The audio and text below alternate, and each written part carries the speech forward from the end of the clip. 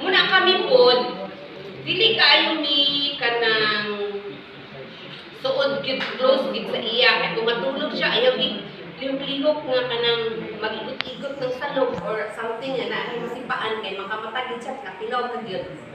Oh, muna ko matulog siya dito gid mi sa layo kay kabalo mi kung unsay among dangatan. So inana sa ang bata sa atong eskwelahan usahay need siya og kalinga, kinahanglan siya og appreciation, no? So siguro sa ato pod ako very seldom ra gid ko mo-appreciate. Mo-appreciate ko pero sa ako ra nang una dili kay ko vocal kanang uy kada siya pero dili na ko istorya kay dili man pod na nako batasan niya mo appreciate nga vocal nga nakasaban bitaw nga uy